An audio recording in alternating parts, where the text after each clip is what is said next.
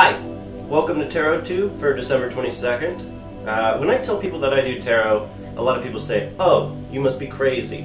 I like to respond that, listen, I know the cards aren't magic, I know they can't tell the future. To me, they represent 78 archetypes of human experience, and we can use these as like a lens to look at any situation, and in that way they become an effective tool for self-reflection. So today, I'd like to go a little bit meta, and I'd like to do a read about self-reflection itself.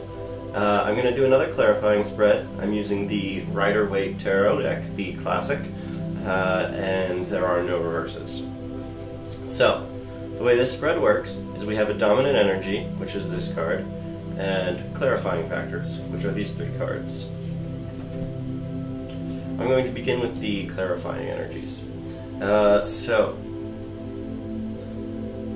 Knight of Pentacles is a very thoughtful knight. That's this guy right here. He's the only one of the horses who's not moving, so he's actually moving from left to right, which is rare for a knight. Normally they move right to left. Well, it's about 50-50 honestly. But he is the only one who's standing still. All the other ones are actually moving, which means that he puts a lot of thought into each of his moves, and he is capable with money. He has practical well-being, he's secure, and he's a good friend to have around. He's a good provider.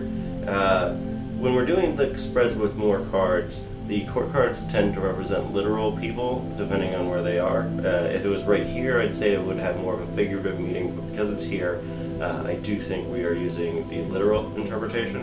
So look for a younger man in your life who is practical and has the real capability of growing up to be somebody who is a real provider. The Knight of Pentacles' main flaws are going to be that he can be a little bit overly analytical.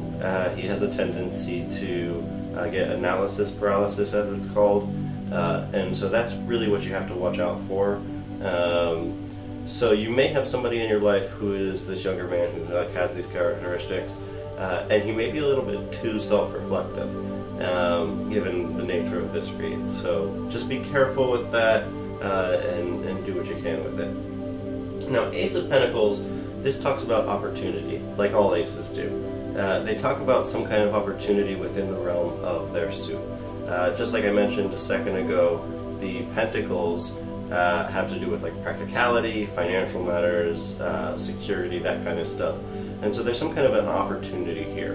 And I think what we're seeing is that by focusing on the practical, by making sure that we have security and financial well-being, we might be able to put ourselves in a situation where we're better able to be self-reflective, as long as we're careful not to be too self-reflective or too focused on the practical. Now, the Magician is a great card. What I love about the Magician is that he's got all four suits sitting on his table. He's got the wand, the pentacle, the cup, and the sword.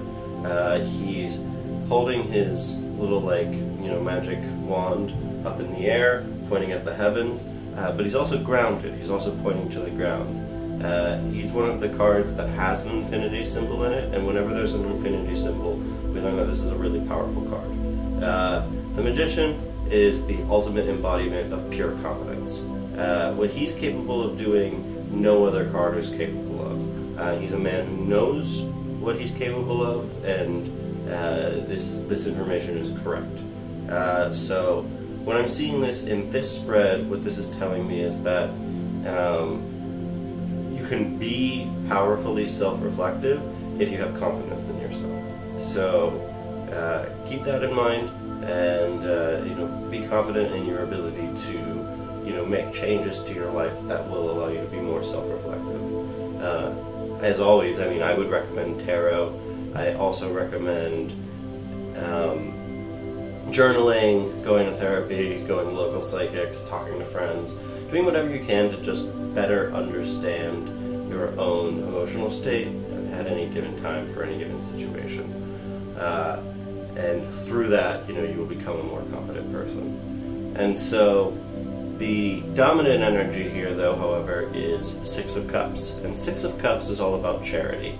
So in this image we see a little girl handing another little girl some flowers, and presumably there's not like a transaction happening there. This is just out of the kindness of her own heart. Maybe she is selling the flowers, but she's like, you look like you needed a flower, here you go. And what I see with that is that perhaps a path to self-reflection is focusing your energies on helping others.